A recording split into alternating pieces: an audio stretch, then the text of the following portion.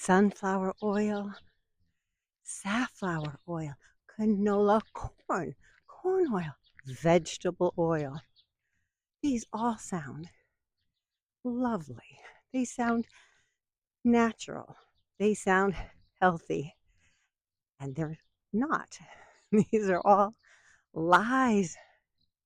And we need to understand that these manufactured seed oils, as a category, seed oils, they're edible, but they're not food. They're not good for us. We can eat them. They pass through our bodies. They don't kill us on the spot, but they do damage over time. Unlike natural fat, we need natural fat.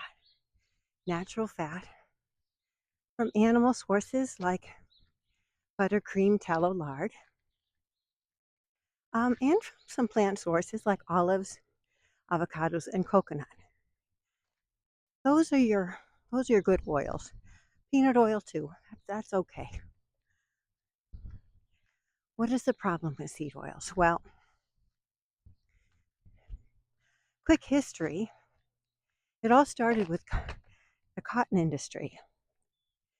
Uh, there were these piles of seeds left over from processing cotton, and some ambitious folks thought, well, is there anything productive we can do with that waste?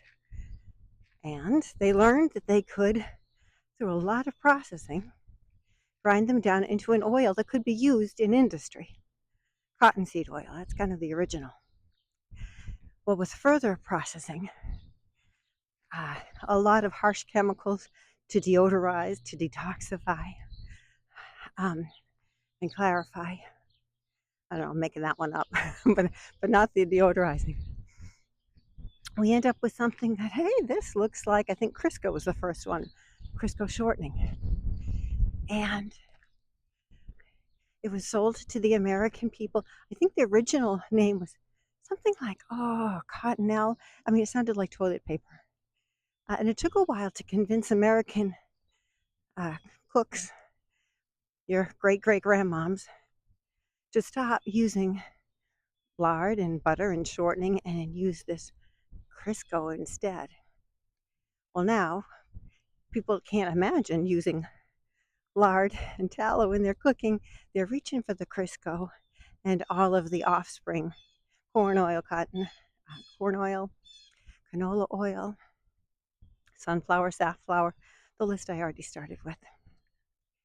These are made from the seeds of those plants. Heavy industrialized processing, anything that's refined. Doesn't refined sound nice? No. Anything hydrogenated and refined. Why is it so bad for us? I don't want to get into the science because I'm not a scientist. Suffice it to say that the effects in our body include causing inflammation, chronic inflammation, which is at the heart of all chronic disease. They also make you hungrier. Yeah.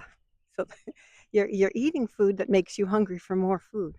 So if you have a weight loss goal, it's not a good idea. They really damage your metabolism significantly. If you've got a choice between sugar over seed oil, eat the sugar every time. With sugar, the issue is dosage, right? We eat an unnatural concentration of sweetness and sugar, and our body struggles with that. But this seed oil, it damages us at the cellular level. So you have to learn the good fats. It's easier to learn the good fats than memorize the bad fats. The good fats are the natural fats, most of them animal-based, as I said, plus those few. Coconut, avocado, olive oil. A tip on olive oil, oftentimes it's sold as a blend. Blends are bad. Why are they blending? They're blending because they're starting with the cheap stuff, because seed oil is dirt cheap, and then topping it off with a drop of olive oil, calling it an olive oil blend. So no blends. So you're going to get it out of your kitchen, make the swaps in your kitchen, throw away your Crisco, your vegetable oil, your canola oil, and replace with the heart healthy options, the true heart healthy options. But then you have to look at your labels. You shouldn't be eating, I'm so preachy, but if you want a clean low carb life, you should not be eating ultra processed foods. And one of the biggest reasons, yes, they're full of starches, they're full of sugars. Good morning. And they are also full of seed oils. We don't want that.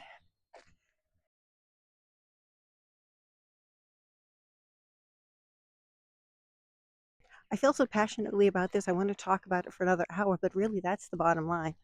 Uh, your ultra processed food ingredient labels are going to include seed oils. Start watching for them. You'll be surprised.